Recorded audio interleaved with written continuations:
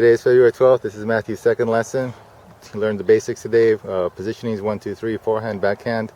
On the serve, he learned the most important thing, to approach the ball from the edge, with the edge. Does everything pretty good on the forehand side. Backhand side he has trouble with technically. More changes on that side. On the forehand side, Matthew, show us first turn. Forehand side turn. Position 1. Go to position 1. Okay, position 1. The wrist here has to be higher than the elbow. A little bit higher. Okay, hand holding onto it. Yeah, nice and gentle. Okay, 90-degree angle here. No, don't pop that up. 90-degree angle here and 90-degree angle here. He does this pretty much correctly on his own. We're just giving him the verbiage so he understands it. Now position 2, right? We're going to reach back a little bit more than what he normally does. Try not to let this elbow jam to the side. Position 2, hand goes down, racket head is slightly below the wrist. Okay, does not go behind. If he goes behind, he kills a baby. On a scale of 1 to 10, out here this is a 10. Left arm goes out when he's in position 2. When he releases the racket from position 1, he releases the racket. This left arm goes out very aggressively as this racket starts to fall. As the racket gets lower, this arm starts to go out a little bit more. This is very important for this left arm to be out and aggressive like this. Is for balance and for pointing and getting distance to the ball. Okay, a point of contact needs to be a 10. Now Matthew constantly changes this grip from semi-western to incorrect western grip. Western grip will not give him enough variety in his shot. Right, contact point is a 10 out here. Right, talked about the cones. 1, 2, 3 cones. Follow through is trying the tip of the racket all the way past the third cone. Go ahead, do your abbreviated windshield wiper follow through still. Okay, go to position 2. Position 2. Okay, feet we didn't worry too much about today, just showing the basics. Get the grip right. Okay, power comes from what? Your no, what's the word? That's the correct word. Joint. Rotation. Oh. Rotation. It was the most important word I told him to remember. Rotation. Comes rotation. Rotation of your hips, abdomen, your core muscles, your chest, and your shoulders. All right. You don't think about from here down to here. You think about from these larger muscles when you rotate. That's where you generate power from, and from your legs too. Legs are critical. But we didn't work so much on that. Just on making sure he bends a little bit and loads. Talk to him about loading on the back leg.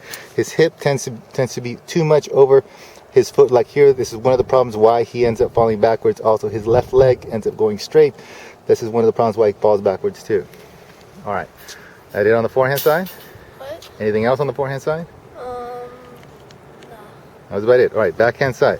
Okay, grip is basically the same.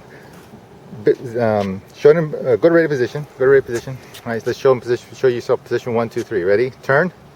Always turn first. No. Always turn first. Don't take the hands back. Turn first and then go to position 1. All right, position 1.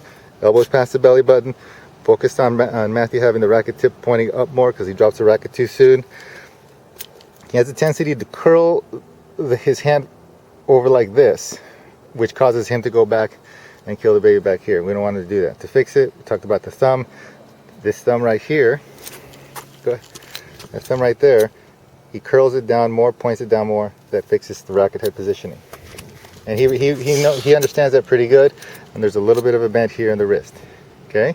So position 1, then position 2, goes down here. Position 2, we make a V. There's a V right there. And then the bump right there. And he understood this pretty good with the bump. The bump has to go straight down like this. It cannot go curled like this with the strings in there facing down. And then go ahead, contact point.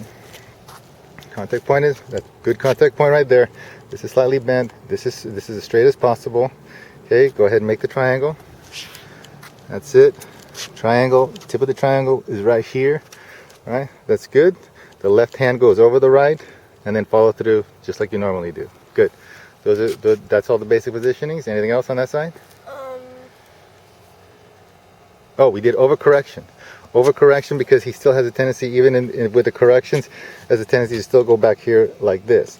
Overcorrection is Matthew visualizes, he points the racket to a point that's further out this way.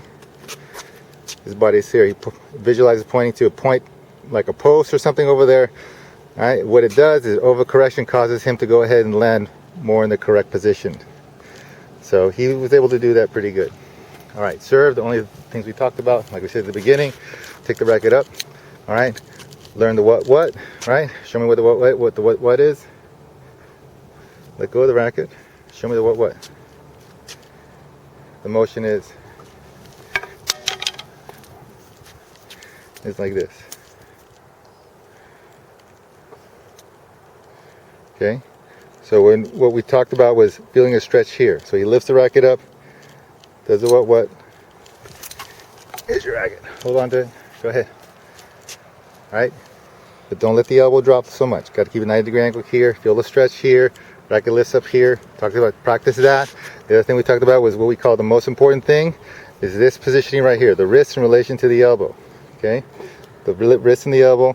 The wrist gets slightly lower than the elbow, then the elbow shoots straight up, hand up, and he approaches the ball with the edge of the racket, not the strings, is what she likes to do. He approaches it with the strings, edge of the racket, the last second, turns, hits the ball. Okay, follow through, everything else is the same. Follow through to your left. That's about it. Anything else? Do I need to jump? No jumping. Okay. Well, on the serve, you should jump naturally. All right. If you bend enough, you'll jump. You go into the court pretty good already, so we're not going to worry about that just yet. Okay. But these technical things, first we have to get you used to these technical things. Serve looks pretty good. Forehand looks pretty good already naturally. Backhand needs lots of work. Going to miss a lot at the beginning because of the changes. It's very difficult to keep all of the things in mind. So don't worry if you miss at the beginning. You're going to miss a lot. Okay? But slowly as you get used to it, you start to get more consistent. Okay. That's it. All right. See you next time.